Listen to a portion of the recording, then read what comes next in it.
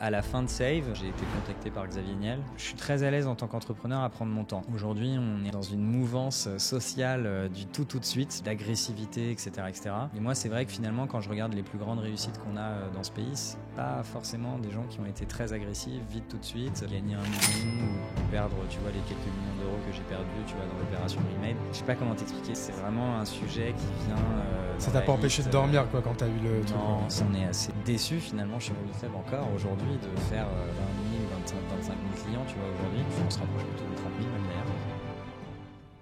Par contre, t'as la dépression. Ça reste là déjà?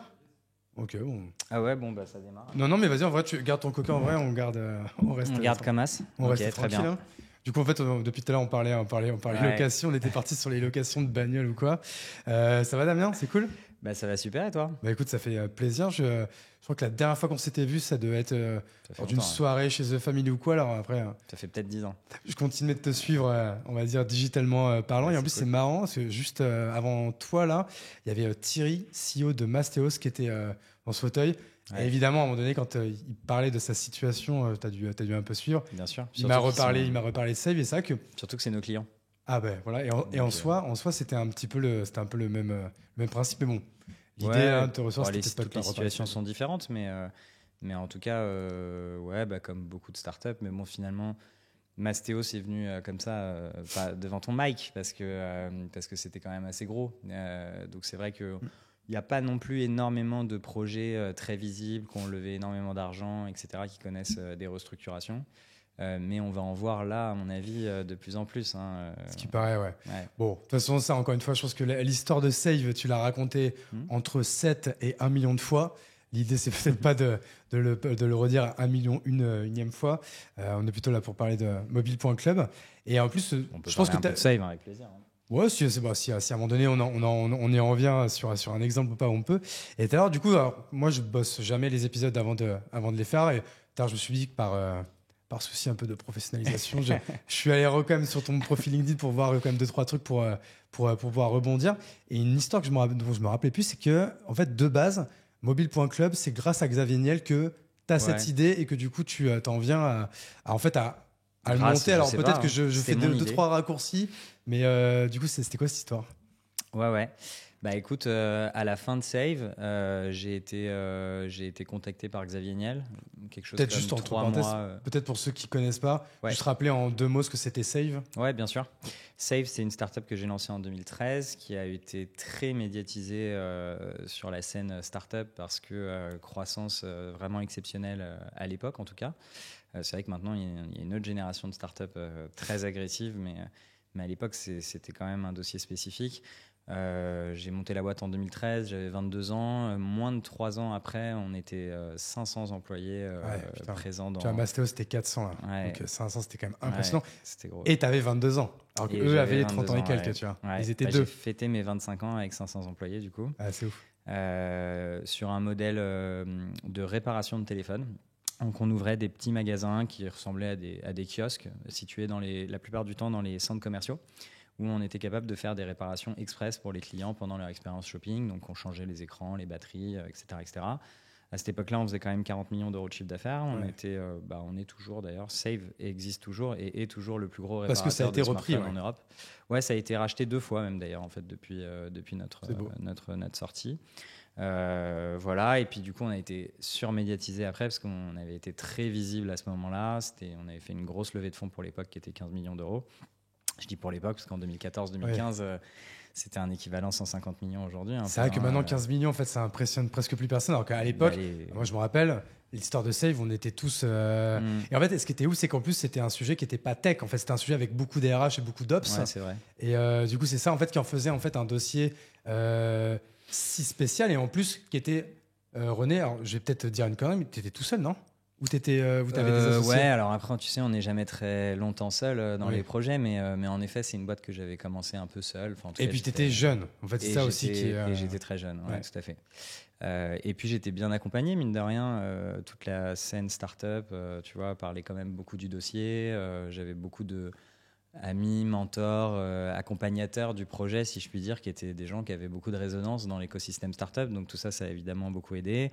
On a été primé par les BFM Awards, prix de la révélation. L'année d'avant, c'était Blablacar qui l'avait eu. Enfin, vraiment, on était dans cet écosystème de start-up très visible.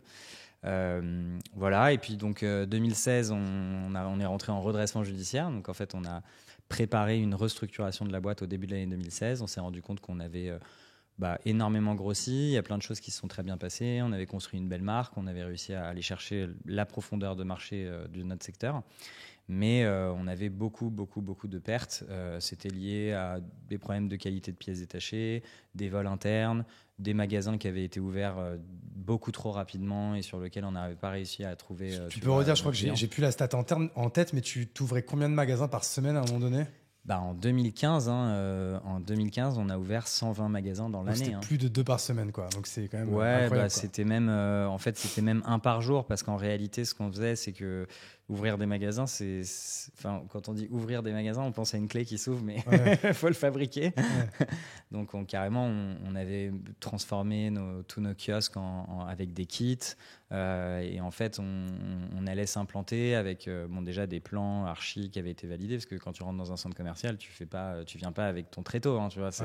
C'est beaucoup de travail de préparation. Et puis après, sur place, on venait avec des camions qui traversaient la France et qui allaient ouvrir, par exemple, dans la région de Bordeaux, on ouvrait par exemple 5 magasins, et puis donc on ouvrait un le lundi, un le mardi, un le mercredi. Et donc tu batchais quand même. On faisait des batchs de recrutement, des batchs d'ouverture.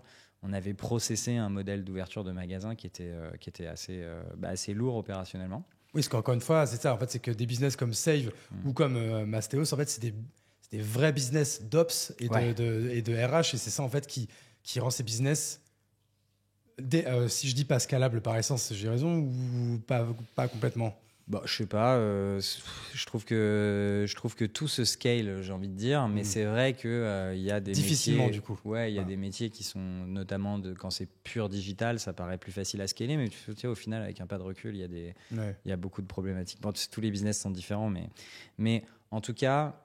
Je pense qu'aujourd'hui, la technologie, les nouveaux outils qu'on utilise font que de toute façon, les entreprises sont de plus en plus scalables. Et du coup, on est en train d'observer dans le monde des boîtes qui maintenant passent de 0 à 1 milliard d'euros de valorisation en un an. Ça n'existait pas il y a 30 ans ou il y a 40 ans. Tu vois. Donc, plus la technologie avance, plus on arrive à scaler les opérations, la tech, ce que tu veux. Et puis, en fait, on arrive à des agressivités de croissance qui deviennent de plus en plus fortes.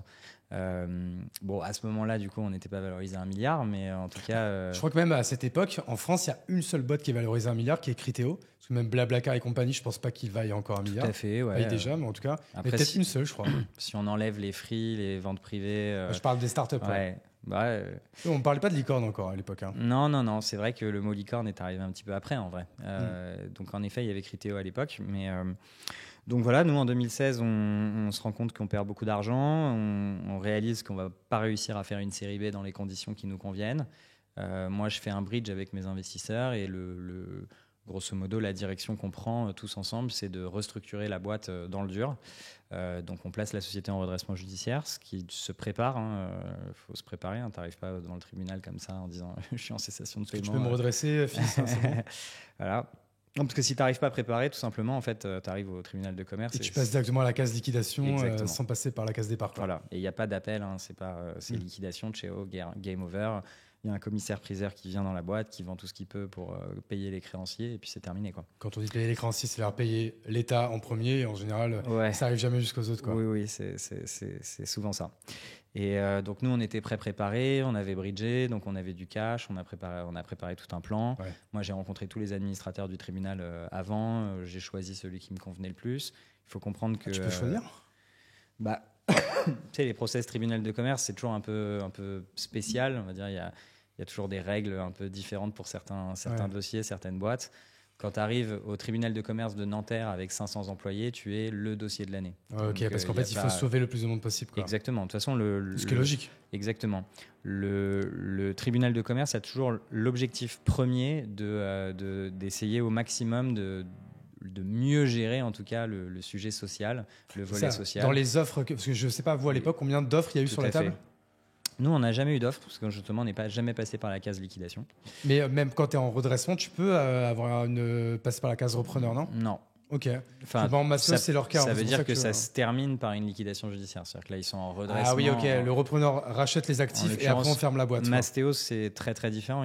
Si je comprends bien le dossier, même si je suis pas dedans, là aujourd'hui, ils sont en redressement judiciaire, mais avec une cessation d'activité. Ouais, ok. Nous, rien à voir. On est arrivé avec un projet de restructuration, en étant très confiant d'ailleurs sur notre capacité à restructurer, tout simplement parce que quand tu as un modèle avec des magasins, j'ai presque envie de dire c'est plus simple que eux qui sont sur des problèmes marché où leur chiffre d'affaires il a été divisé par 4. Ouais. Moi, en fait, je fais continuer à faire mon chiffre d'affaires. J'ai tout simplement fait un PNL par magasin, on en avait 150 et on a décidé tout simplement de fermer les magasins qui n'étaient pas rentables. Ok. Donc à la fin, on s'est retrouvé avec 80 magasins sur les 150. Donc on a fermé 70 magasins, licencié 250 personnes. Donc c'était très lourd comme opération, on va dire, et pas très agréable en tant que CEO, pour être totalement franc. Non, ça, je pense que ça a dû être un moment quand même assez douloureux, quoi. Ça fait partie de l'expérience. The hard things about the hard things. Yes, c'est ça. Et du coup, concrètement, à la fin, on avait un ensemble qui était de nouveau rentable parce qu'on avait conservé tous les magasins qui étaient rentables. Donc fin 2016, on est rentable. À ce moment-là, tu peux ressortir en plan de continuation. C'est comme ça. Et on prend toutes tes dettes et on les échelonne sur une durée qui permette à la société de pouvoir rembourser. Par rapport au plan de trésorerie et au plan de croissance que tu as proposé, quoi. Exactement. Okay. Sauf qu'à ce moment-là, pour comprendre un petit peu le mindset de l'équipe et des associés, nous, on avait quand même levé au total 12 ou 13 millions d'euros d'equity.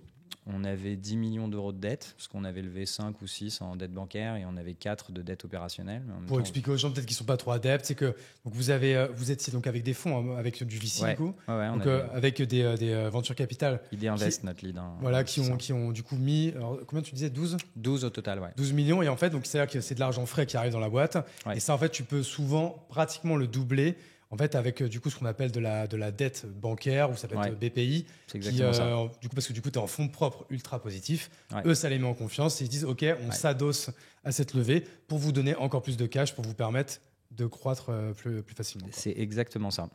Alors, 1 pour 1, c'est de plus en plus difficile. Donc, d'aller chercher. Souvent, c'est 1 de dette. Enfin, 0,8 pour 1, un truc comme ça. Ouais, dans la pratique, aujourd'hui, c'est plutôt du 0,5. Mais surtout sur des sociétés qui sont en très forte croissance avec encore beaucoup de risques.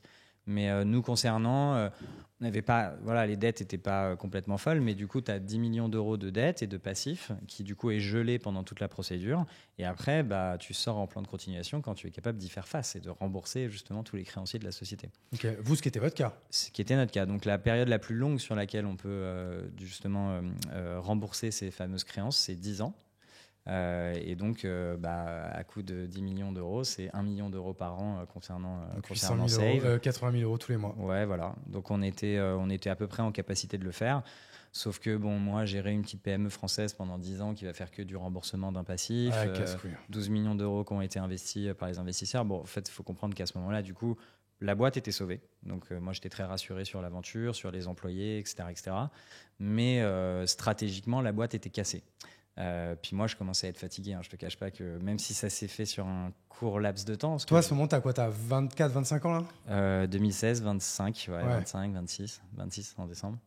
Je suis né en 90. Donc c'était. Donc, du coup, je me suis remis un peu en négociation avec nos actionnaires et on a tous décidé de vendre, tout simplement.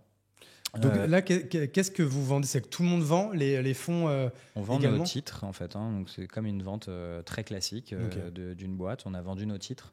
Donc toi, tu t'en sors de Safe quand même en prenant un billet quand même. Ouais. Alors, moi, j'ai eu la chance de gagner un peu d'argent sur la levée de fonds qu'on a fait en 2015.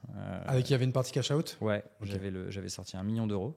Okay. Qui m'a permis Pareil, pour juste expliquer, excuse-moi, aux gens qui sont peut-être pas adeptes de ça, parce que la plupart du temps, donc les startups en fait lèvent de l'argent, c'est-à-dire d'abord souvent des business angels et après des fonds quand tu es en série A, série B, mettent de l'argent contre une part de ta boîte. Par exemple, si tu dis ma boîte vaut 10 millions, le fonds met 1 million, le fonds prend 10%.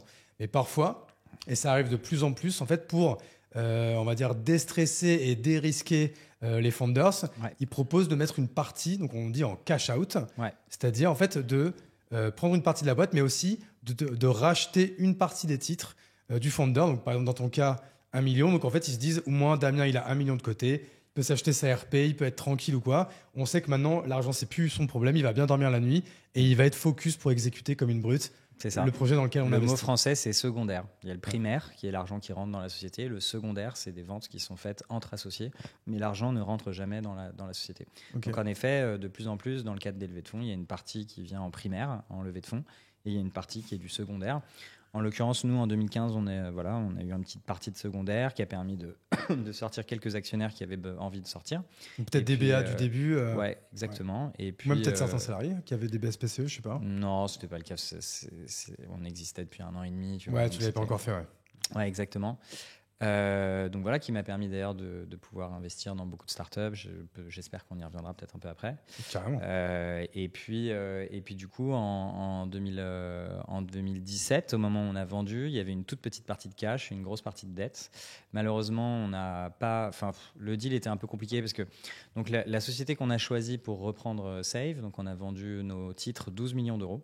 Le gros des associés à ce moment-là, c'est ID Invest. D'abord parce qu'ils avaient des liquidations de préférence, donc c'est-à-dire que leurs actions avaient des droits différents de celles des fondateurs, mais ça, c'est encore une fois, c'est très classique startup. Ouais, et puis ils sont rentrés dans le technique, c'est ce qu'on appelle, c'est quoi, c'est liquide préf, hein, c'est ça? Liquidation de préférence. En cas de revente, souvent sur un montant qui est en dessous de la valorisation dans lequel ils sont rentrés, ils sont en situation de liquide préf, c'est-à-dire que c'est eux qui prennent en premier. C'est ça. C'est-à-dire que par exemple, ils sont rentrés, eux, à une valorisation de 20 millions, vous revendez 10 millions, et ben c'est eux qui sont d'abord, en fait, s'ils ont mis par exemple 6 millions, et si vous revendez 10 millions, c'est eux qui prennent d'abord 6 millions, et après, les autres prennent les 4 millions restants. C'est exactement ça. La préférence simple, c'est que l'investisseur doit récupérer au minimum une fois sa mise, c'est-à-dire le montant qu'il a investi. Donc c'était le cas de Save.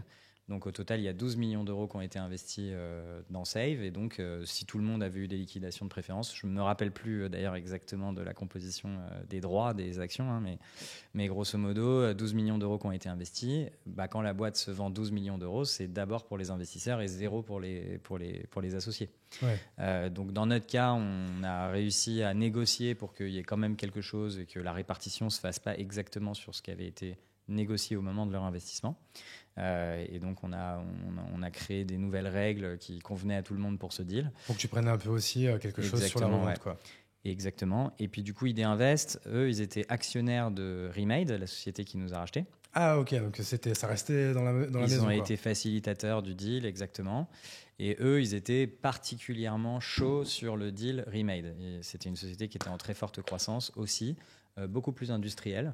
Et Remade ne voulait que investir à nouveau dans Remade. Donc, ID Invest voulait réinvestir dans Remade. Du coup, c'était une opportunité pour eux pour ne pas avoir du cash, mais avoir des actions Remade. Donc c'est pour ça qu'ils étaient enclins en fait à être arrangeants pour tout le monde, quoi. Exactement. Le deal tout le monde était content, quoi. C'est aussi ça l'intérêt d'avoir des fonds. Hein. Souvent, on oublie cette partie-là, mais tu as affaire à des investisseurs qui ont un portefeuille de plein d'actions, qui ont des accès avec des banques d'affaires prestigieuses, qui ont, par leur position, davantage connu de revente de sociétés que toi en tant qu'entrepreneur. Donc, il y a aussi beaucoup d'accompagnement de fonds qui vont bien au-delà du cash qu'ils investissent en primaire, mais qui vient vraiment aider, accompagner la boîte dans la stratégie de sortie.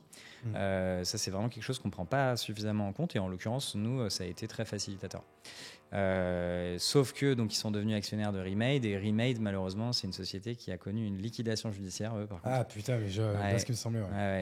Moins de 24 mois après le deal de Save. Donc eux-mêmes ont revendu Save. Alors donc eux, en effet, comme Save, c'était un actif qui valait quelque chose et qui était rentable, ils ont revendu Save avant de couler, tout simplement. Ils ont revendu ça pas mal d'ailleurs, et nous, malheureusement, on n'a pas pu profiter de ce deal. Nous, on était en dette chez Remade, on devait être payé à la prochaine opération de capital. Ah merde, du coup vous avez pris une petite banane là-dessus. Ok, c'est donc voilà, il y a une toute petite partie de cash au moment de la vente, et puis l'autre partie, malheureusement. Alors, ID Invest ont récupéré une grosse partie d'actions Remade qu'ils n'ont jamais touché, enfin qui n'ont jamais été valorisées quoi que ce soit, puisque Remade est morte comme société. Et nous, on était censé avoir de la dette, mais évidemment, on n'a rien touché. Ok. Bon, du coup, heureusement que tu avais fait cette opération de cash-out plus jeune. Mais attends, du coup, tu étais bien armé là en termes de holding, en termes de tout ça, ou est-ce que tu t'es fait, non, en 2015, tu t'es fait ouvrir à ce moment-là? Non, en 2015, non. C'est quoi, si je dis pas de bêtises, c'est-à-dire que c'est la moitié va à l'État, non? T'as pas un truc comme ça? Non, c'était déjà Macron à l'époque. Il a mis en place quelque chose d'assez sympa. Il a mis en place un une taxation forfaitaire. Donc, ça ne rentre pas dans ton assiette d'impôt sur le revenu. Okay. Et ça s'appelle la flat tax et c'est 30%.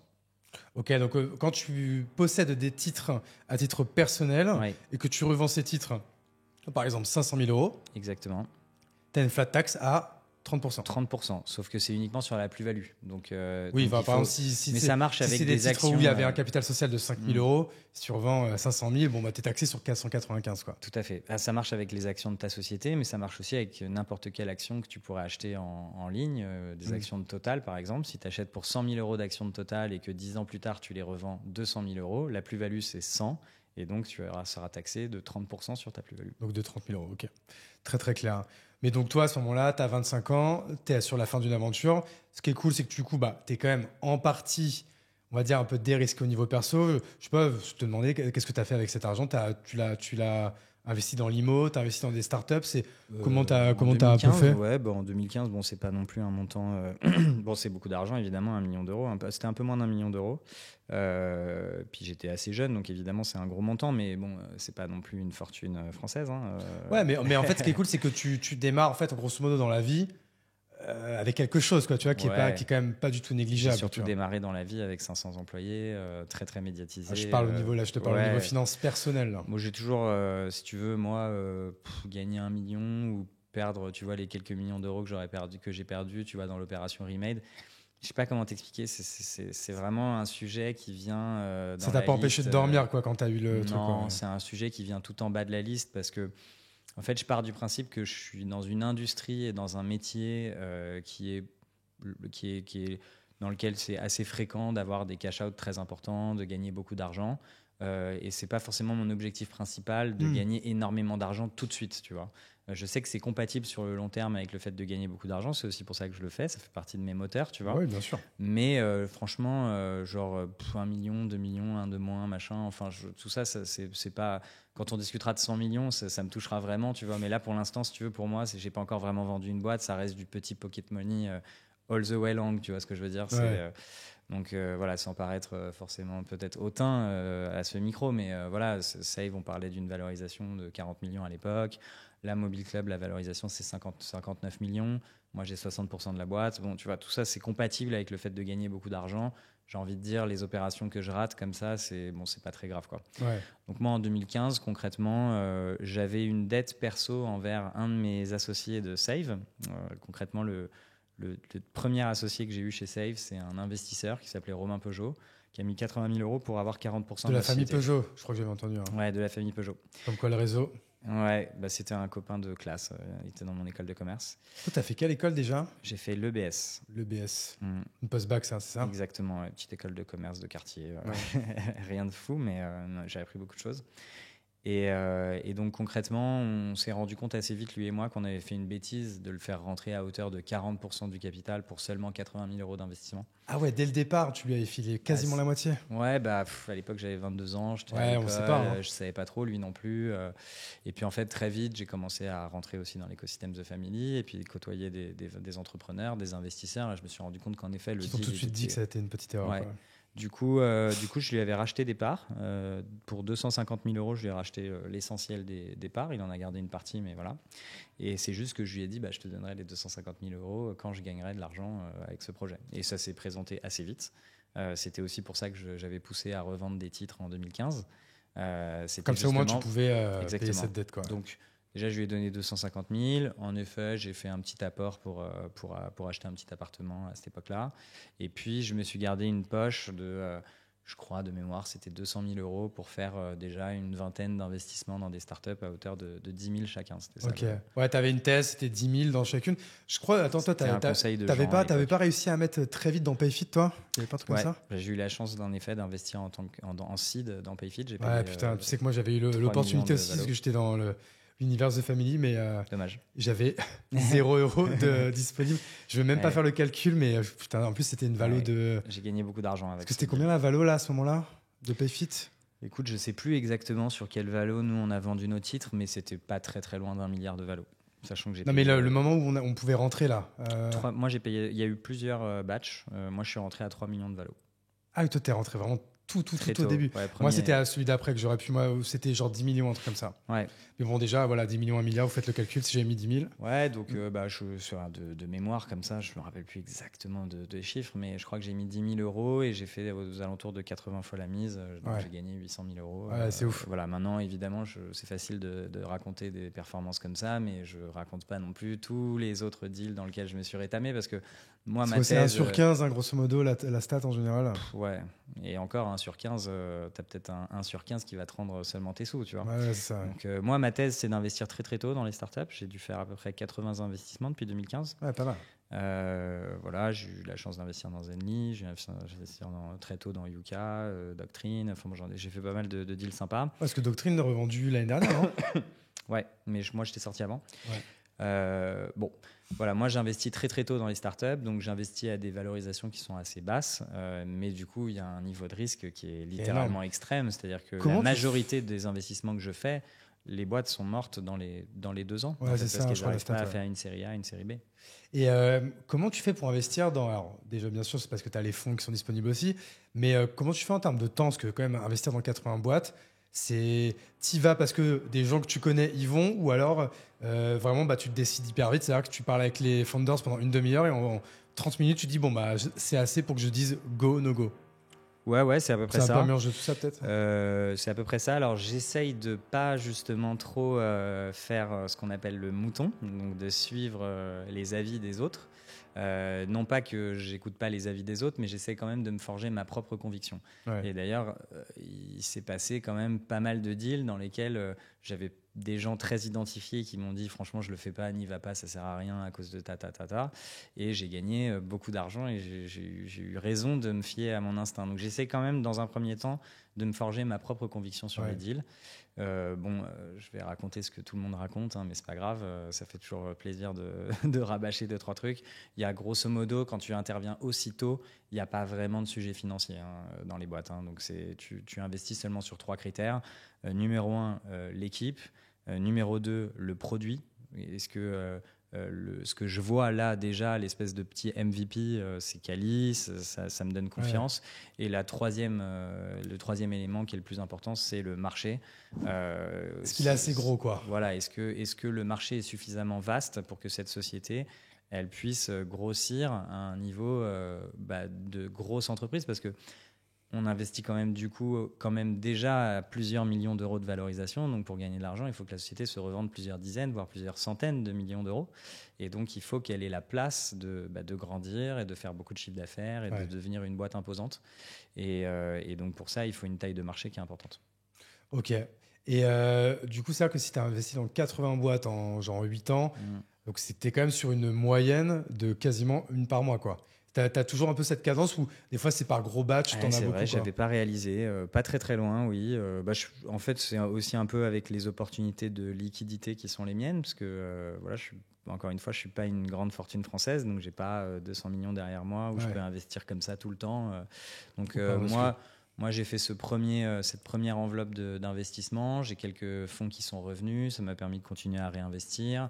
Là, mine de rien, j'ai pas eu beaucoup de sorties sur le marché des startups, est pas terrible en ce moment. Donc, est-ce que là, tu me parlais du sujet PayFit, mais c'est-à-dire que toi, tu as dû sortir quoi, la série C ou D, non? 2021, je sais plus, mais 2021.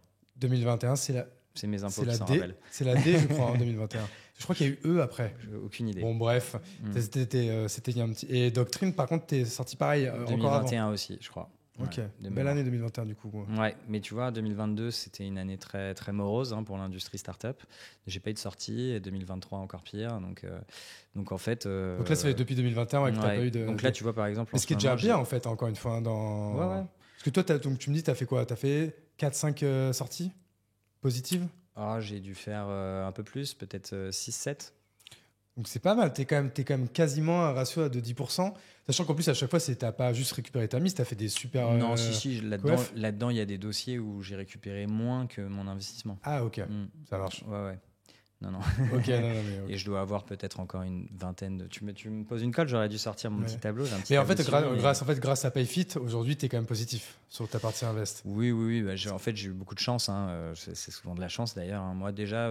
au moment où j'ai commencé à faire cette petite enveloppe, je suis rentré dans Zenly, qui était un réseau social qui s'est fait racheter par Snapchat en 2016. Et qui est mort l'année dernière ou il y a 2 ans. Voilà, donc moi j'ai investi en 2015. En 11 mois, j'ai fait pas très loin de 20 fois ma mise. Donc déjà, ce ticket-là m'avait remboursé les premiers investissements que j'ai faits. Donc ça m'a donné confiance d'ailleurs dans le fait de continuer à redéployer cet argent. Et j'ai la chance que ça serait bien passé. J'ai encore des très belles lignes dans mon portefeuille, dont j'espère pas mal. Voilà. Et comment tu fais à l'époque pour rentrer dans un dossier comme Zenly? C'est quoi? C'est parce que tu connais les founders ou c'était quoi? C'était par Kima, c'était par The Family, c'était un peu tout ça? C'était quoi? Ouais, bah, c'est souvent relationnel. De toute façon, il m'arrive d'être contacté en direct sur LinkedIn, etc. Mais c'est rarement les meilleurs deals, tu vois. Généralement, on me les recommande, donc c'est souvent mon réseau qui joue. En l'occurrence, Zenly, c'est une histoire un peu particulière parce que Antoine Martin, c'est un de mes meilleurs amis depuis toujours. C'est lui qui m'avait présenté à Jean en 2012 ou 2013. Donc Jean de la Rose-Brochard, qui à l'époque n'était pas chez The Family. Il était chez. Il était déjà passé chez Kima. Ah, il n'était même pas encore chez TF. Non, il n'était pas encore chez The Family. Moi, je rencontre Jean. C'est Jean qui m'a proposé de venir chez The Family parce que justement, il allait y passer. Il allait y travailler. C'est vers quoi, 2015-2016? Non, 2013. Parce que, oui, The Family, t'es au tout début, là. Moi, je suis arrivé quelques mois après leur début. Et puis, voilà, donc du coup, Antoine, il avait investi chez Save, j'ai investi dans Zenly, j'ai gagné beaucoup plus d'argent. Donc, tu as pu investir dans Amo, là? Et j'ai pu investir dans Amo. Tu fais partie des heureux... Des heureux investisseurs de Amo, c'est une super aventure. Ouais, franchement, ça va être canon, ça, ce truc, franchement. Amo, bon. allez voir, télécharger. C'est toujours 3 applis, c'est ça? Exactement. C'est un réseau social, mais ils ont pris le pari, en effet, de créer plusieurs apps pour plusieurs produits différents. Avec un Zenlybis, d'ailleurs. Et en effet, il y a un produit qui ressemble beaucoup à Zenly. Ouais, qui ressemble beaucoup, voilà.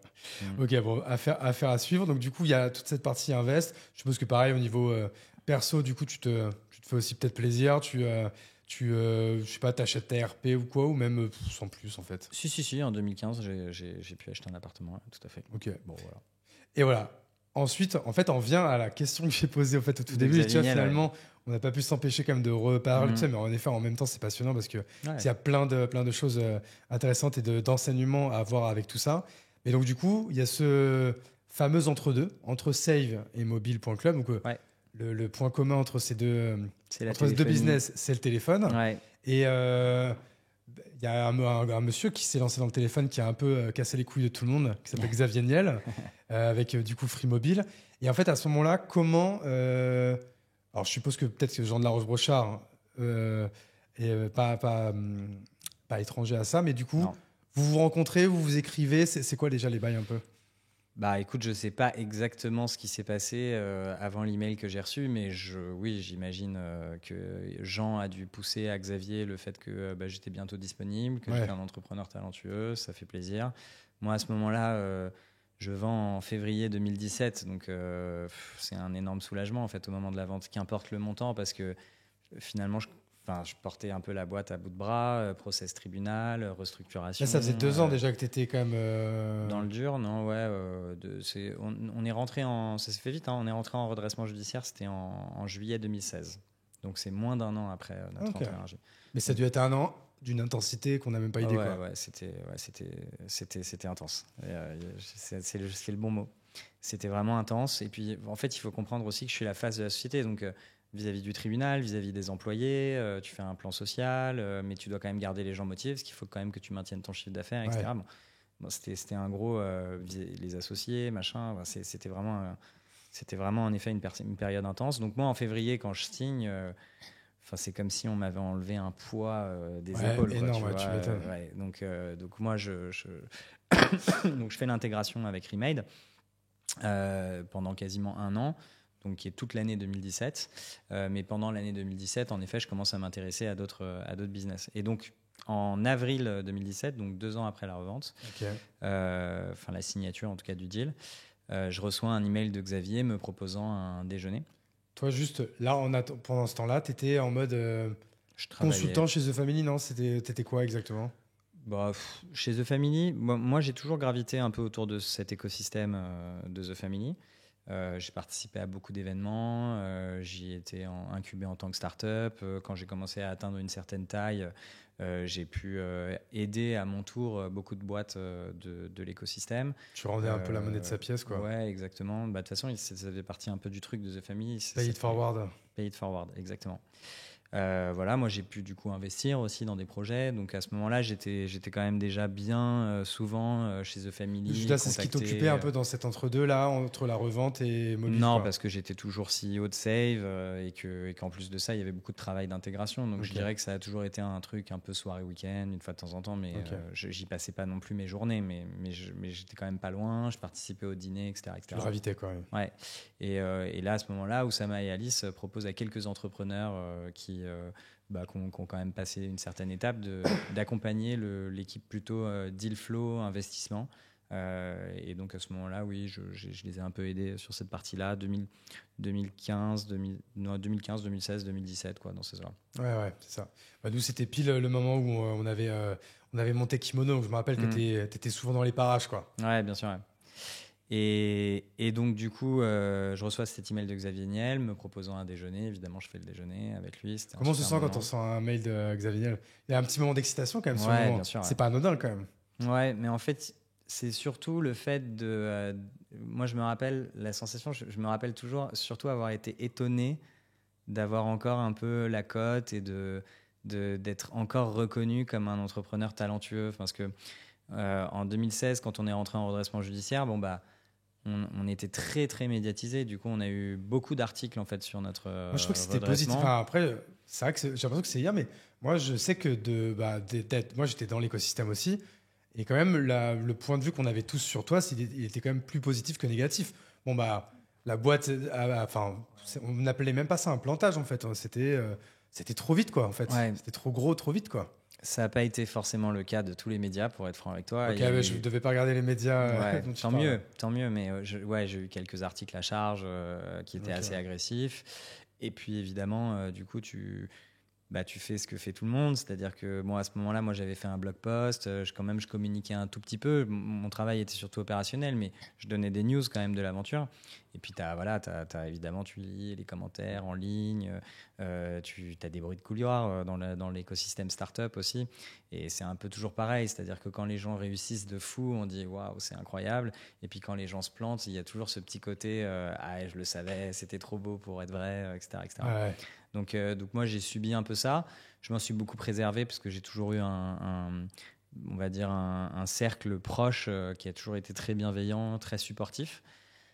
Mais bon, c'est vrai que l'email de Xavier Niel, là, c'était carrément, tu vois, pour moi, c'était vraiment quasiment, je vais pas dire que c'est le Graal, mais c'est quand même fou, tu vois. Ouais, mais en fait, tu as utilisé un mot intéressant. Au début, tu as dit, j'étais quand même assez étonné d'avoir encore la cote ou quoi. C'est quoi l'image que tu as de toi-même? Parce que quand on te voit, on se connaît pas hyper bien tous les deux, on se connaît d'extérieur.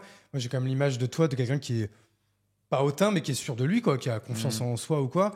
Et c'était l'image que j'avais toi aussi à l'époque de Save. Tu veux dire que cette confiance en toi, elle était un peu écornée quand même par tout ça ou pas? Bien sûr, mais tu vois, Hugo, si tu lances une boîte, tu as 12 millions d'euros qui sont investis dans ta boîte et que tu revends ta boîte 100 millions et que tout le monde gagne énormément d'argent, ta cote, elle est hyper haute, elle est hyper élevée, tu vois.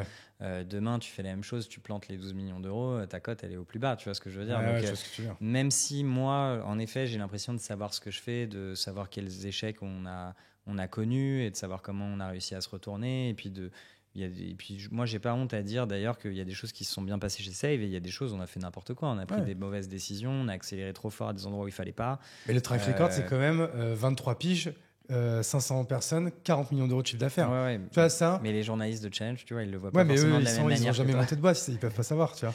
Oui, mais voilà. Donc du coup, en tout cas, moi à ce moment-là, Xavier Niel, ça m'étonnerait qu'ils suivent ce que disent les journalistes de Challenge, quoi, tu vois. Visiblement non. Ouais, voilà. Ouais. Mais en tout cas, à ce moment-là, je me rappelle avoir été assez étonné et puis heureux du truc. Puis bon, voilà. Donc du coup, j'ai fait le déjeuner. Et puis il m'a proposé un deal qui propose à beaucoup d'entrepreneurs que tu as peut-être déjà entendu d'autres fois. Il m'a dit, tu montes la boîte que tu veux dans le secteur que tu veux. Dès le premier jour, je te propose qu'on s'associe à 50-50. Moi, je finance l'aventure sans limite, en dette. Donc, il récupère son cash qu'il a investi avant toi. Donc, en compte courant d'associé. Ouais, exactement. ou enfin, je sais pas, ça dépend du Oui, mécanisme. on a Mais compris, en c'est effet, pas de l'equity. en tout cas, il récupère son argent avant que toi, tu le récupères. Et puis, toi, tu t'occupes d'exécuter ta boîte. Et après, tu l'as comme associé, pour le coup, parce que, parce que après, tu as quelqu'un avec qui, quand même, tu peux phosphorer, avoir son avis du marché. Et évidemment, c'est un grand entrepreneur, donc son avis est important. Et là, à ce moment, on ne parle pas encore de mobile.club. Ouais. Il te dit juste dans l'univers du téléphone. Non. Même pas. Il te dit juste monte la boîte que tu veux, je suis Ouais. avec toi, j'ai confiance dans ta capacité d'exécution. Ouais, exactement. C'est un peu ça. Sauf que moi, à ce moment-là, évidemment, je suis un professionnel de l'industrie smartphone. Je suis identifié comme ça. Je vois l'essor de Back Market. Il y a Qui est à Bordeaux d'ailleurs. Qui est à Bordeaux, Ouais. Ouais, tout à fait, en partie. Ils sont de Bordeaux et C'est Paris. vrai. Et à ce moment-là, il y a une ascension fulgurante sur le téléphone reconditionné en France. C'est vraiment un marché qui, à cette époque-là, passe de rien du tout, voire pas du tout professionnel, parce qu'à l'époque, c'était Le Bon Coin, en fait. Ouais. Et puis, à un truc avec des gens qui font énormément de volume. Voilà, aujourd'hui, Back Market, ils font... Je crois, juste en France, ils vendent 2 millions d'iPhone par an. Donc Ouais, c'est énorme. vraiment énorme. Bah, pareil, Licorne aussi, Back Market. Ouais. J'ai eu des moments difficiles aussi, mais ça va mieux. Ouais, bien sûr. Ouais, c'est... Comme tout le monde. Hein. Ouais, c'est toujours un peu le sujet, c'est que, en fait, on pourra revenir après, on digresse, mais c'est pas grave, c'est une conversation. Ouais. Je comprends qu'on n'est pas forcément préparé, mais les fonds d'investissement, ils donnent des critères d'investissement et de valorisation qui revoient après. Donc les règles changent. Donc c'est vrai que c'est difficile pour les boîtes parce que un jour elles font X et on leur dit tu seras valorisé XX. Ouais. Et puis le lendemain elles font XX et en fait elles sont valorisées sur d'autres multiples. C'est complètement des règles différentes. Donc c'est difficile de construire sa stratégie en tant qu'entrepreneur dans des marchés qui sont autant changeants. Donc moi à ce moment-là, pour revenir sur le truc, donc je suis vraiment un professionnel de la téléphonie. Je vois le marché du reconditionné. Clairement, j'ai pas envie de lancer un concurrent de Back Market parce qu'ils ont déjà pris beaucoup d'avance. Et aussi parce que je me sens pas super à l'aise avec le format marketplace à l'époque, je me rappelle. C'est spécial. Je pense que la marketplace, il faut aimer ça. Hein. Je sais pas. J'ai déjà eu la chance de pouvoir parler avec le CEO d'Encore Store de ça. Et je me suis dit, putain, mais bon, c'est un monstre. Hein. Mais tu dis, putain, voilà, marketplace, faut en être amoureux, quoi. Parce que c'est compliqué, parce qu'il faut aller chercher des deux côtés, quoi. Ouais, c'est vrai que c'est une double cohorte. Faut aller chercher ses fournisseurs et ses clients. Bon, en tout cas, moi, à ce moment-là, je vois cet essor du smartphone reconditionné et je décide de lancer un projet de location de smartphone basé sur des téléphones reconditionnés. Okay. Et du coup, je le propose à Free. Et plutôt sur un deal, à la place de faire 50-50 avec Xavier, je propose 50-50 avec Free. Donc, on monte une joint venture avec Free. Donc avec Free ou avec Iliad? Ouais, Iliad. Mais je sais pas, Free, c'est une vraie boîte ou c'est. Oui, j'imagine qu'il y a un sujet holding. C'est Iliad, ouais. Bon, bref. Ouais, parce que en fait, Iliad sont propriétaires de plusieurs opérateurs. Ouais, c'est ça. Et puis il y a aussi des opérateurs, je crois, que Xavier détient en direct hors Iliad. Enfin, c'est un peu. Enfin, ça s'est fait voilà, sur le temps, parce que ça fait maintenant longtemps qu'il est à la tête de Free et qu'il se développe. Mais ouais, concrètement, il y a sûrement une holding qui détient après les opérateurs dans chaque pays. Ils ont maintenant un opérateur en Italie qui est gros. Ils ont Monaco Télécom. Enfin bon, il y a plusieurs. Ils sont dans un opérateur en Suisse. Enfin, c'est assez gros maintenant. Ok. Donc tu lui proposes ce deal. Et je lui propose donc ce deal. Donc le projet, c'était de lancer une offre de location sans engagement, comme ces cartes SIM, basé sur des téléphones d'occasion, puisque justement, il n'y a pas de perte de valeur à l'ouverture. Finalement, le client, il l'utilise 3 mois, il le rend, on le donne à un autre client. Tu peux créer une rotation comme ça des appareils. Donc téléphone d'occasion, pas téléphone reconditionné. Ou c'est la même chose pour toi? Ouais, je n'arrive pas à faire la différence, je te cache pas. Parce que pour moi, reconditionné... Ouais, en fait, c'est quoi reconditionné? C'est quoi? C'est un téléphone qu'on reprend? Pour moi, c'est un mot qui a été galvaudé, si je peux me permettre. Bah, tu peux peut-être expliquer, parce que c'est ça que pour moi, c'est différent en fait. Ouais, pour moi, un téléphone reconditionné renvoie vers le fait que le produit a été manipulé pour être remis à neuf. C'est ça. Et alors, le Graal dans le téléphone d'occasion, c'est d'avoir un smartphone avec des pièces qui sont 100% originales, mais qui n'ont jamais été reconditionnées par personne. Ouais. Tout simplement parce qu'un téléphone d'occasion, un téléphone neuf, c'est un téléphone qui a été construit dans une usine en Chine, complètement aseptisé, très très robotisé, avec absolument aucune électricité statique dans l'air. Tu rentres avec des sas, des blues, etc. Ouais. etc. Et alors qu'un téléphone d'occasion qui a été reconditionné, évidemment, il a été reconditionné dans des usines, dans des endroits qui sont pas du tout aussi aseptisés et qui n'ont pas du tout le même type de sécurité. Donc il peut y avoir des merdes dans le téléphone, quoi. Et surtout les pièces détachées que tu utilises, on ne sait pas quelles pièces détachées tu utilises, mais c'est rarement des pièces détachées 100% originales. puisque Apple est très fermé sur le sujet et que ça coûte extrêmement cher de remplacer avec des pièces originales. Donc, quelque part, pour moi, un téléphone reconditionné, c'est un téléphone Frankenstein, tu vois, c'est un produit qui a été démonté, on lui a mis d'autres pièces, pas forcément originales, etc., etc. Donc toi, tu préfères dire téléphone d'occasion et c'est plus safe en fait, quoi. Bah, je sais pas, parce qu'en fait, du coup, Back Market a frappé tellement fort en marketing qu'ils ont, je pense, réussi à inculquer dans la tête des gens que le téléphone reconditionné, c'était un téléphone qui était de meilleure qualité que le téléphone d'occasion. Ok, ouais. Mais là où je trouve gênant, c'est que sur le site de Back Market, il n'y a pas de distinction entre les téléphones d'occasion et les téléphones reconditionnés. Je ne savais pas qu'il y avait des téléphones d'occasion sur Back Market, tu vois, par exemple. Bah si, la grande majorité des produits sur Back Market, c'est des Je produits pensais que c'était 100% reconditionné. Ah ouais, non, pas du tout. Ouais, tu vois. Bah alors, mais au moins, en tout cas, peut-être qu'ils ont été testés, ces produits. Parce que ça suffit à dire que c'est un téléphone reconditionné. Le fait qu'on le teste et qu'on le nettoie et qu'on le remette dans une boîte. Je m'étais même pas posé la question, je t'avoue. Du coup, c'est pour ça que je t'ai repris sur la sémantique pour ouais, en tout cas, il y a pas de. Aujourd'hui, il y a pas de. Il y a vraiment pas eu de normes, de labels, de règles, tu vois, sur ce marché. Il n'a pas du tout été labellisé encore. Donc donc du coup, je basé sur des téléphones d'occasion pour répondre à ta question et le plus possible pas reconditionné, ça c'est clair. Je sais de quoi je parle, des téléphones, j'en ai réparé plusieurs millions. J'avais 25 employés en Chine qui s'occupaient juste d'aller chercher les bonnes pièces détachées. Donc je sais que c'est un sujet, tu vois, la qualité des pièces et des produits et puis dans quel cadre tu le fais, etc., qui est très central. Ok. Donc ça, toi, tu proposes cette idée à Xavier Niel. Ouais. Là, à ce moment-là, vous vous êtes déjà rencontrés ou là, tout se passe en asynchrone par mail ou Écoute, tu me poses une colle, je fais le déjeuner, il me propose le deal. Clairement, j'ai eu quelques semaines pour réfléchir à ça et lui proposer quelque chose. Je ne sais plus dans quel contexte ça se fait, mais on se voit évidemment plusieurs fois pendant cette année 2017. Je rencontre également tous les exécutifs de Free, parce qu'il a plutôt aimé le projet, et du coup, on a commencé à échanger avec eux.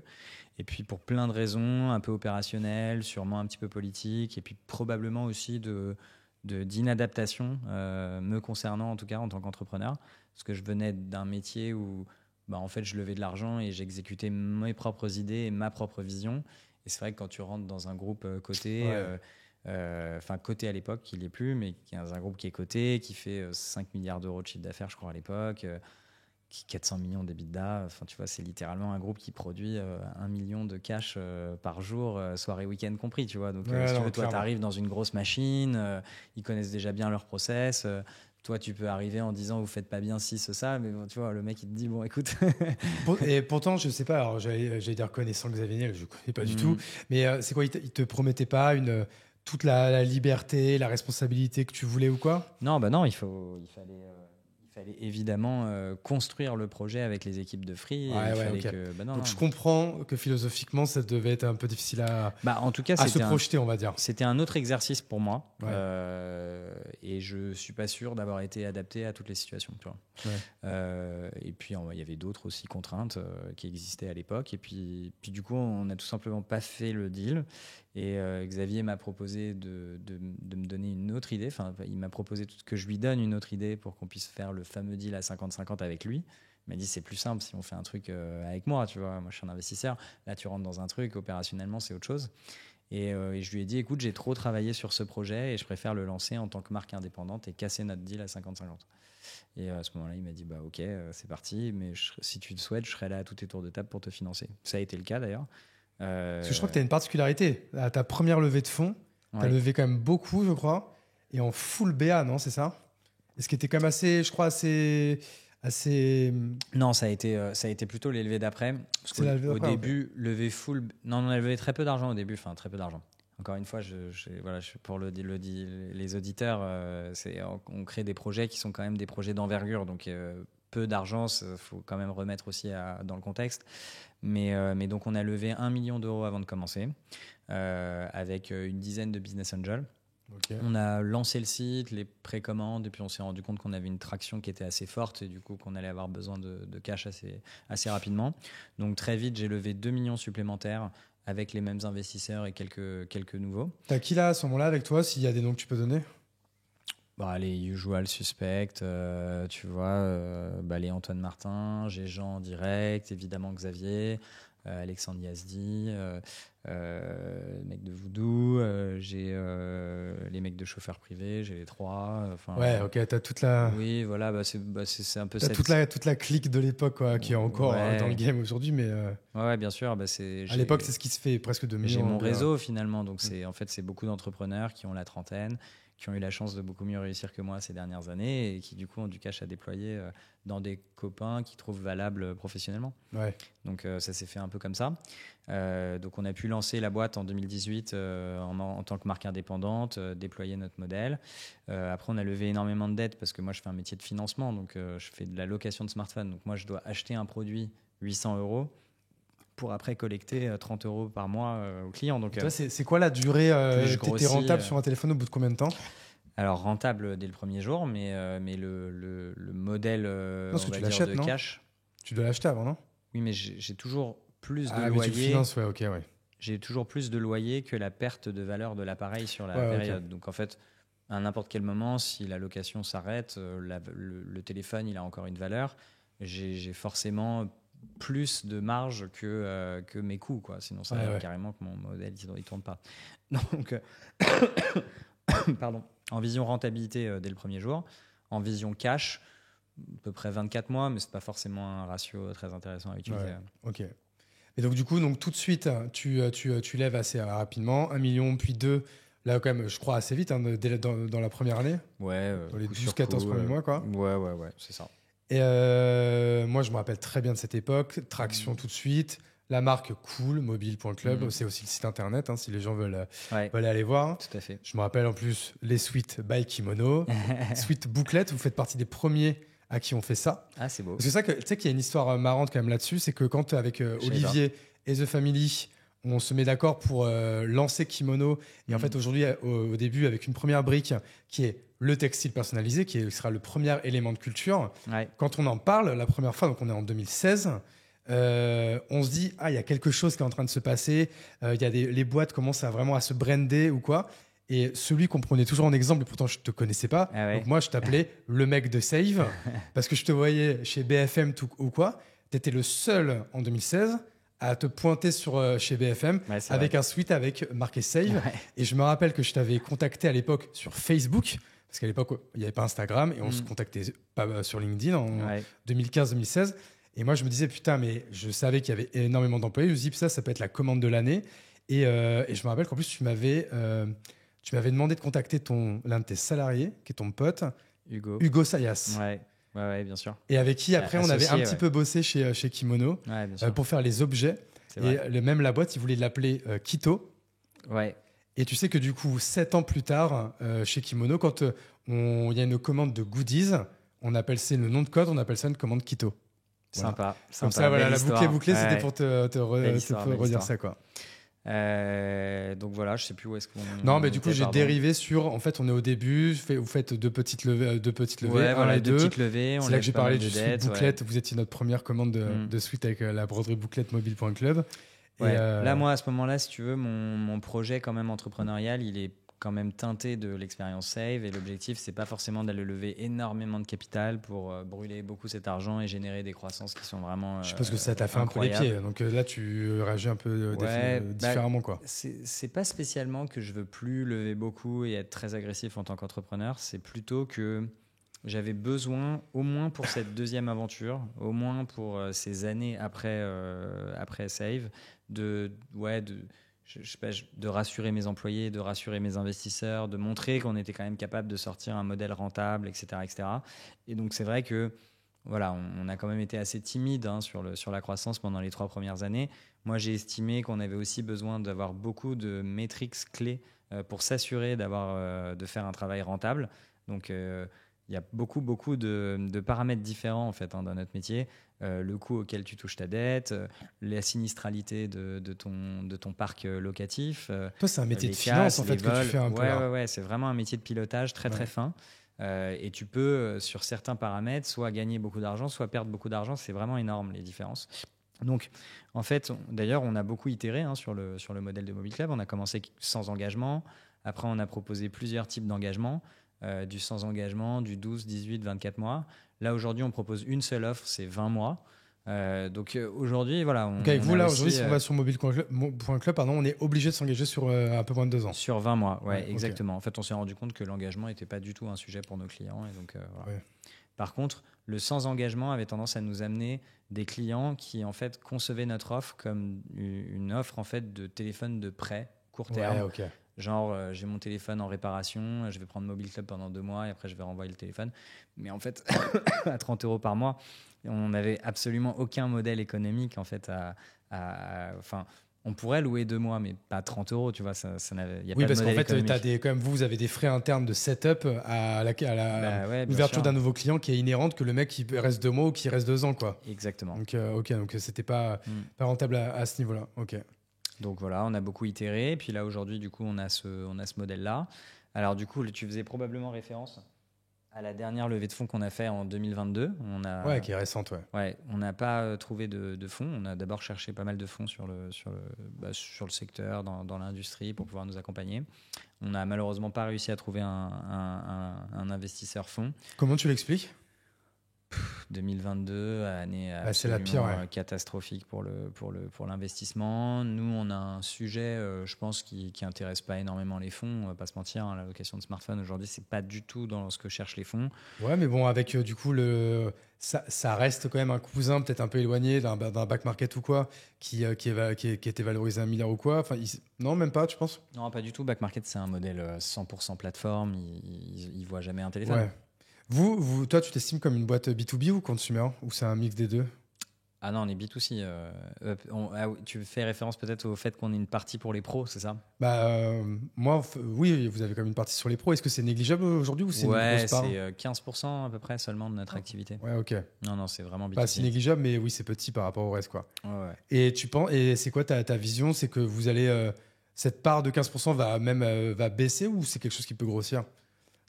Aujourd'hui, quand même, d'armer toutes les flottes de téléphones, de toutes les boîtes, je sais pas comment les boîtes aujourd'hui font. Peut-être qu'il y a déjà des solutions qui existent. Malheureusement, les boîtes s'équipent plus trop en smartphone. Donc, sur bon la partie B2B, on travaille particulièrement sur des ordinateurs portables. Ok.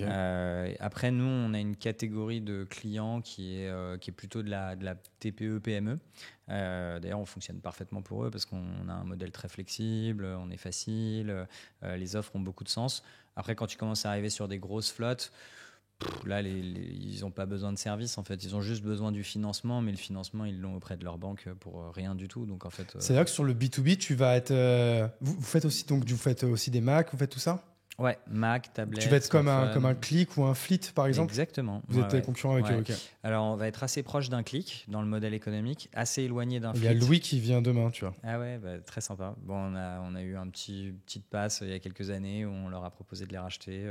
Je les connais très bien, j'ai beaucoup de respect pour ce qu'ils font, c'est top. Et Fleet, écoute, eux, ils font un métier très différent, ils font un métier de courtage. Okay. Donc, en fait, ils te mettent en relation avec un financeur.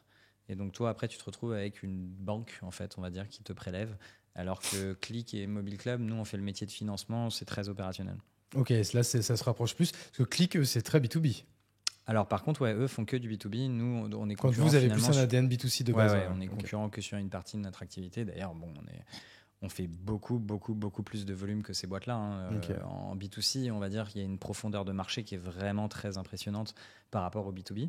C'est pour ça que d'ailleurs, on est assez déçus finalement chez Mobile Club encore aujourd'hui de faire 20 000, 25 000 clients, tu vois, aujourd'hui.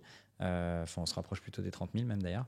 Mais en fait, aujourd'hui, c'est rien par rapport aux 30 millions de Français qui changent de téléphone chaque année et 200 millions de smartphones en Europe. Donc aujourd'hui, la location, c'est encore très niche.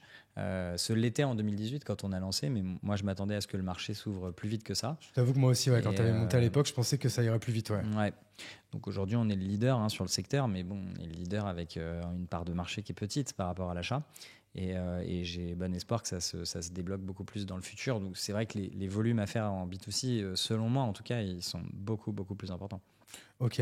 Et du coup, donc, tu disais, tu n'as pas trouvé en fait de fonds à ce moment-là en 2022 qui acceptent. C'est vrai qu'on donc là, tu te dis, vas-y, plan B, j'ouvre mon réseau d'un coup. Et là, je crois que tu lèves combien avec Full BA? Ouais, on a levé 9 millions d'euros avec 150 business angels. Ouais. Putain.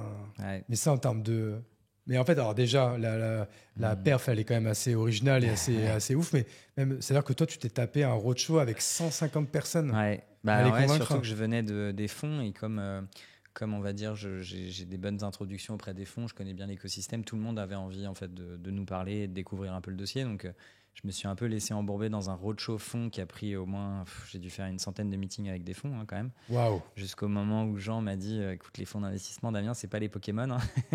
L'objectif, c'est pas de discuter avec tout le monde. Tu vois, je me disais, ouais, t'as peut-être raison. Il m'a dit, change de strat. T'as plein de business angels qui sont trop ravis de ton aventure. T'as plein de mecs qui ont envie de remettre. Tu vois, essaye d'ouvrir ton capital plutôt à des privés. Je pense que c'est plus malin. Et c'était un bon conseil. Donc, du coup, j'ai d'abord proposé aux investisseurs de 2018-2019 de remettre. J'ai déjà récolté pas mal de fonds. Et puis après, en effet, j'ai ouvert mon roadshow. Et là, ouais, j'ai fait des calls non-stop, quoi. Merci la visio, parce que c'est vrai qu'avant, on voyait les investisseurs physiquement. Donc maintenant, c'est vrai que tu peux t'en enchaîner plusieurs dans la journée. Et tu as dû t'en enchaîner, parce qu'en plus, je suppose que tu n'as pas fait du 150 sur 150, donc tu as dû peut-être parler avec un peu plus de monde. Alors, j'avais une très très bonne perf quand même de closing. Ça venait principalement du process, c'est-à-dire que avant même de rencontrer l'invest, je donnais beaucoup de chiffres, je donnais la valo, qui était dans le tour, etc. Tu avais du mini, je suppose aussi. J'avais du quoi? Pardon, c'est-à-dire que tu avais une mise minimum, je suppose, quand même. Ouais, bien sûr. C'était quoi, qui devait être à 20 000. Ouais, 20 000.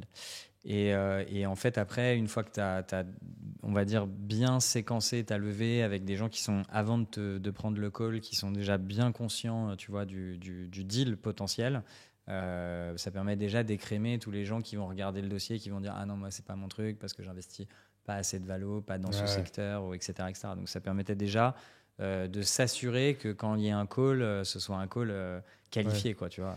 Et après, tu as fait comment? Tu étais accompagné quand même par, je sais pas, on se fait accompagner par qui là? C'est un avocat d'affaires ou il y a des boîtes spécialisées là-dessus? Un avocat d'affaires forcément pour closer la levée, ouais. Mais... Parce qu'en fait, une fois que la personne t'a dit vas-y, je suis OK, c'est quoi? Tu refiles le bébé à des gens qui gèrent du coup pour toi là-dessus ou... Non. Tu sais, après, il n'y a pas beaucoup de process. Hein. Il doit juste signer un bon de souscription et puis faire son virement. Donc, je peux lui envoyer par mail. Hein. Oui, donc ça, en fait, c'est pas si difficile que ça. Non, par contre, la rédaction du bon de souscription et de toute la documentation, là, là, il faut être accompagné par un avocat, bien sûr. Ok, donc là, tu lèves 9 millions, on est en 2022. Ouais. Tu flambes pas, puisque je crois que c'était encore en off quand tu m'as dit ça, mais en fait, aujourd'hui, vous faites plus de 20 millions de chiffre d'affaires? 40. Pas loin, ouais, 17 l'année dernière. Ouais, voilà, 17, pardon. Et je te disais, 40, c'est peut-être dans 2 ans ou quoi. 40, c'était Save, t'as peut-être vu de... Ouais, non, c'est peut-être ça, ouais. Donc, quand même, 17 millions, et vous êtes encore à peine une vingtaine, je crois. Ouais, 20, 25, ouais. Voilà. 23, donc, encore petite équipe. Ouais. Et c'est prévu d'ailleurs. Et c'est quoi, là, du coup, les grands axes, là, je vais pas te dire ta vision dans 10 ans ou quoi, mais c'est quoi, là, les gros objectifs, les gros objectifs que tu veux dégommer là dans les 1 an, 2 ans, 3 ans qui viennent là. Bah déjà, on est censé devenir rentable à partir de août cette année. Donc, on n'est plus très très loin là. Aujourd'hui, on brûle plus grand chose, de l'ordre de 40 000 euros par mois. Est-ce que c'est quoi tes coûts? Tes coûts RH? Et t'as quoi d'autre? J'ai beaucoup de coûts opérationnels liés aux locations, hein, évidemment. J'ai l'assurance, le financement, la logistique, le traitement des appareils, les KYC, l'onboarding, le marketing. Enfin, tu vois, c'est quand même assez complexe comme modèle économique. Et puis après, j'ai un siège de 23 personnes, mais c'est quand même principalement des ingénieurs, donc des salaires qui sont importants, et on va être à peu près à 2 millions, entre 2,3 millions et 2,5 millions de sièges par an. Ok. Donc il faut quand même être capable de faire suffisamment de volume pour pouvoir couvrir les charges de siège, tu vois.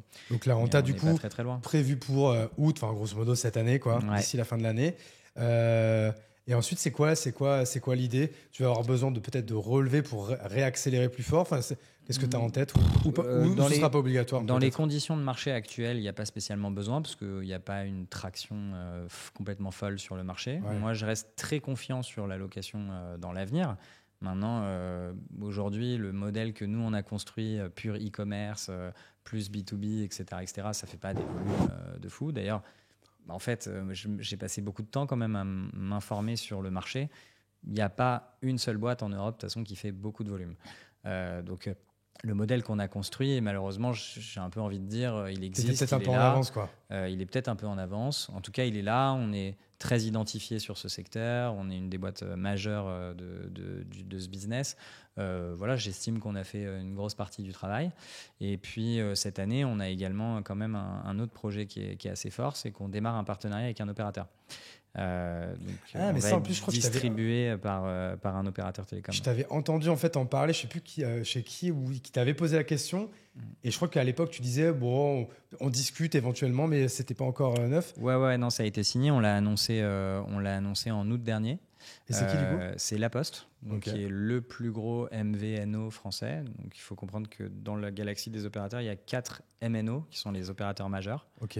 Mobile Network Operator, donc qui sont Free, Orange, SFR et Bouygues. Ouais. Et puis en dessous, il y a ce qu'on appelle des opérateurs virtuels, des MVNO, qui en réalité, eux, n'ont pas d'infrastructure technique pour diffuser des bandes de fréquences et être capables de passer des appels, mais qui vont tout simplement louer les infrastructures des gros. Ok. Et, Comme les banques font ça un peu, non? Bah alors, il y a CIC Mobile qui est une grosse CIC. marque, il y a Energy Mobile, Virgin Mobile, enfin il y en a eu plein.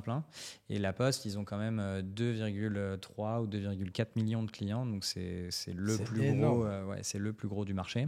Donc voilà, bon, on démarre un partenariat qui est très stratégique pour nous. Donc ils vont tout simplement diffuser nos offres et à toute leur base client. Donc ça a commencé déjà l'année dernière sur le web, Ça a commencé l'année dernière sur le web et là maintenant on attaque une deuxième phase qui est la phase de call. Ils ont énormément de call centers et donc ils vont vendre les offres à leur base client sous forme de call. Et puis après il y a un troisième volet qui est de retrouver nos offres dans les bureaux de poste. Ok, lourd. Ok, donc ça va être un deal qui va être important. Ouais. Et moi, une autre question, et là je pense qu'on va arriver vers la fin, parce que je crois qu'il faut que je te libère vers 15h30, hein, c'est ça? J'ai pas d'urgence. T'as pas d'heure, bon, ok, bon, on peut un peu aller au-delà. Toi, mobile.club, alors déjà on dit mobile club ou mobile.club? Comme tu veux. On dit comme on veut, on va appeler ça mobile club. Mobile club, pour toi, tu le vois comment? C'est une deuxième boîte, c'est une deuxième aventure, ou c'est peut-être une boîte d'une vie là maintenant? T'as une vision quoi, moyen, long terme? Ou est-ce que tu te poses même pas la question, t'es ancré dans le présent et puis tu te poses pas du tout la question? Tu sais, les boîtes d'une vie, on voit bien ce que ça donne. Une boîte d'une vie, c'est Bernard Arnault, il finit par racheter des marques, il finit par, tu vois, s'étendre dans sa propre galaxie, tu vois. Ouais.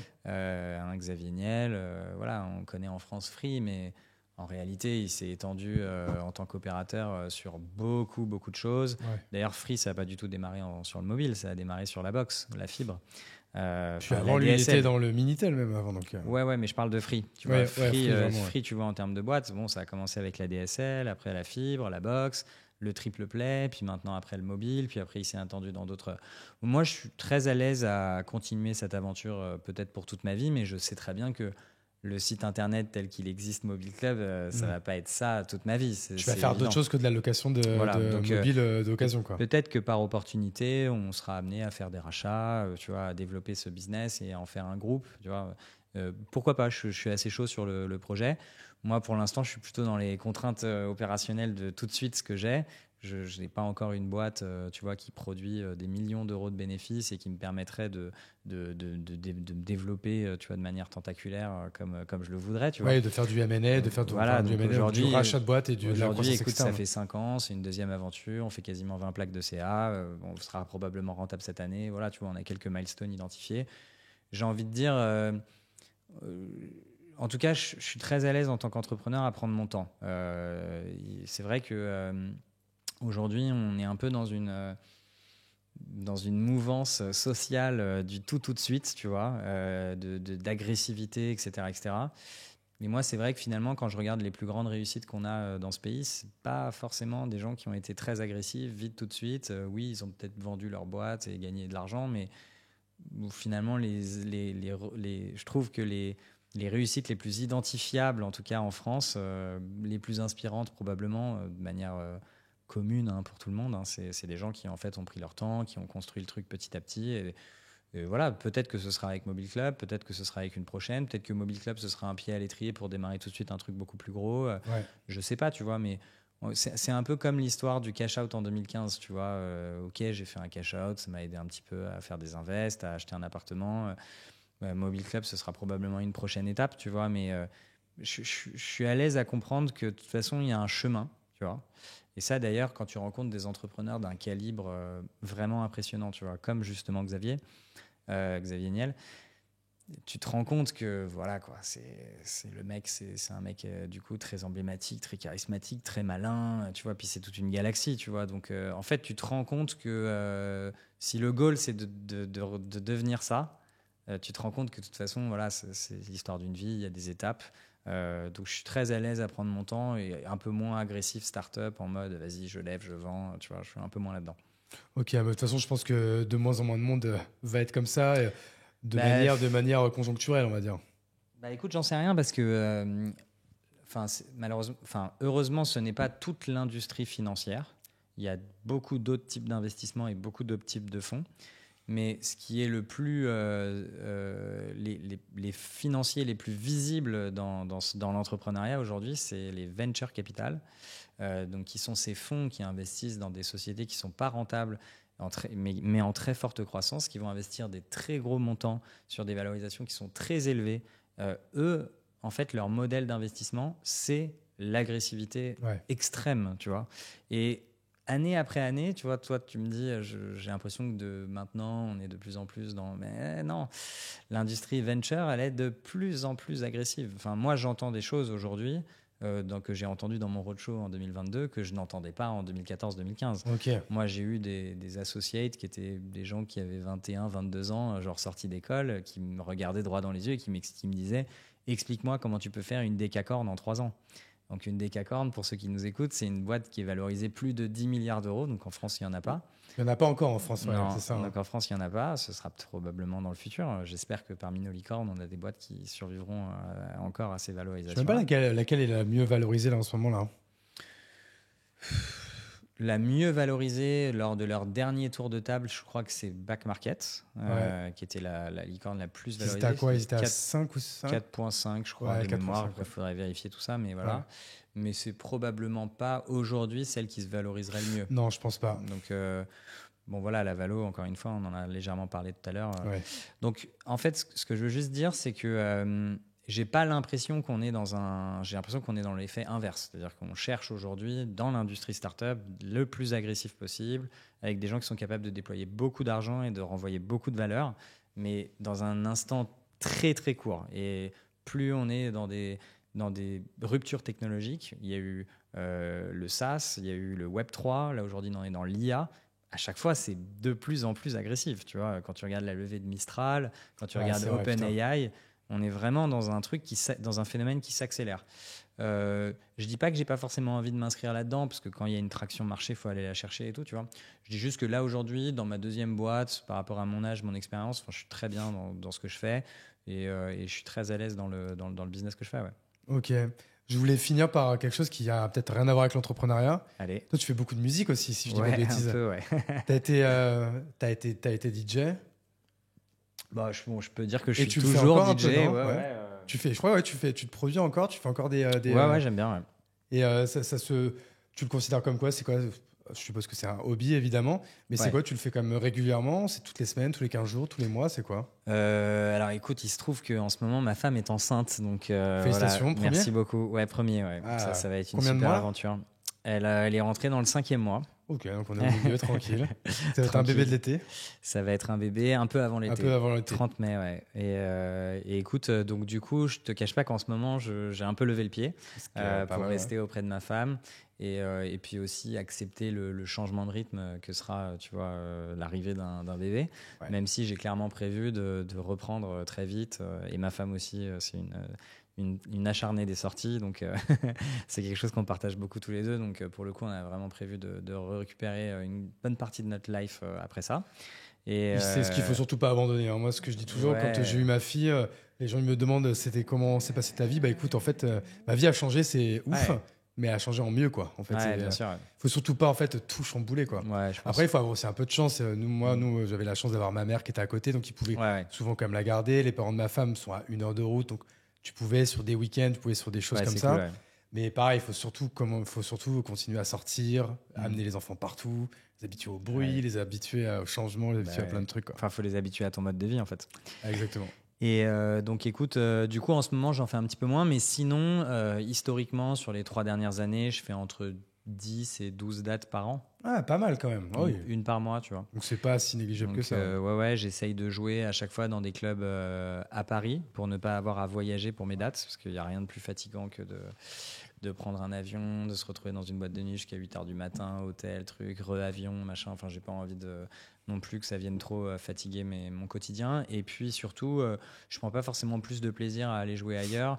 À Paris, au moins, j'ai souvent, voilà, je réunis mes amis, je connais bien la Ouais, clientèle. t'as ton crew qui est devant, quoi. Ouais, devant, derrière, avec moi. Enfin, c'est toujours sympa. Je suis dans un âge aussi où c'est une bonne opportunité pour réunir tous les potes.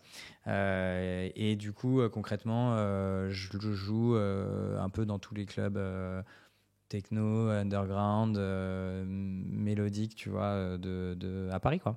Ok, Voilà. trop bien. J'ai du coup une dernière question. Si tu devais me mettre en relation avec quelqu'un qui du coup prendrait ta place pour un futur épisode de podcast, Ouais. pas obligatoirement un ou une entrepreneur, ça peut être un créateur, un artiste, un sportif, une sportive, qui que ce soit, tu me conseillerais qui? Écoute, c'est une bonne question. Moi, je pense que on donne pas assez la parole en fait aux entrepreneurs qui ont justement ont vraiment vendu une boîte et souvent en fait on a envie de parler d'élevée de fonds ou on a envie de parler opérationnellement de comment ça se passe dans les boîtes et tout. Mais je trouve ça intéressant de discuter avec des gens qui ont le recul, tu vois, qui sont pas dedans, tu vois, Ouais. comme des acharnés, qui finalement ont vendu, cédé et ont ce recul là, tu vois. Je trouve que c'est toujours très intéressant d'avoir ce deuxième discours, c'est un peu comme un second souffle, tu vois, qui arrive où tu es capable de reprocesser complètement tout ce qui s'est passé, de peut-être même d'ailleurs d'être beaucoup plus honnête sur le parcours et les erreurs, etc. etc. Et il y a un mec qui ne s'est pas beaucoup exprimé, je trouve, alors qu'il est très intéressant à écouter. C'est Joseph Beauvais, qui est un des fondateurs de Tiller, qui ont vendu à Le SumUp. Tiller System. Ouais, Tiller System, qui ont vendu à SumUp il y a maintenant 1 an et demi ou 2 ans.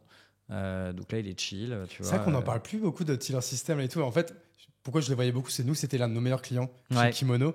Bah, du coup, grosse boîte, beaucoup d'argent ou quoi, et on travaille beaucoup avec eux. C'est ça qu'on n'entend plus beaucoup parler. Ouais. Bah, écoute, je note son nom. Là, j'en ai un comme ça qui vient demain matin, mais que tu connais peut-être, qui est Bastien, le CEO de Kabaya. Ouais, Ils ont revendu aussi récemment. Valézy. Pas vraiment. Je crois qu'ils ont fait un LBO. Ah, c'est un LBO, donc c'est différent. Donc il y a une partie de cash out, donc de secondaire. Mais il est très opérationnel. Oui, il est encore à fond dedans, Ouais, clairement. ouais. Et d'ailleurs, très super boîte, quoi. Bah, Ouais, pareil, c'est ils un mec étaient super. aussi dans l'univers un peu The Family à Ah l'époque. ouais, 100%. Ouais. Putain, tu vois, moi, il y a 7 ans, conseils. j'aurais pas pensé qu'on serait sur ce type de valo ou quoi. C'est un super réussite. Moi, franchement, j'ai toujours trouvé malin et assez impressionnant dans les Ouais. chiffres. Enfin, je lui ai donné quelques conseils à l'époque. Ça me ferait plaisir de le revoir d'ailleurs. Mais... Bah écoute, je t'enverrai le lien de l'épisode. Je Ouais. pense que vos épisodes vont se suivre. Je crois que j'ai déjà fait la liste. Donc, Ok, ouais, trop bien. Bah écoute, en tout cas, merci beaucoup, Damien. J'étais Merci trop à content toi. de faire cet échange avec toi. Ouais. Merci encore une fois pour toute la valeur que tu as donnée. Merci à ceux qui ont écouté l'épisode jusqu'au bout. Si vous êtes sur YouTube, évidemment, likez, abonnez-vous, ça nous aide énormément. Si vous êtes sur Spotify, Apple Podcast, 5 étoiles, on le répète toujours, ça prend 1 seconde, c'est gratos, ça nous aide à exister dans cette putain de jungle qu'est Le podcast. l'univers du podcast, mais bon. Et on va remercier Podspace qui nous accueille ici. Et je te remercie encore une fois pour ton temps, Avec plaisir. pour tout ce que tu as délivré. Et merci à tous, à très bientôt.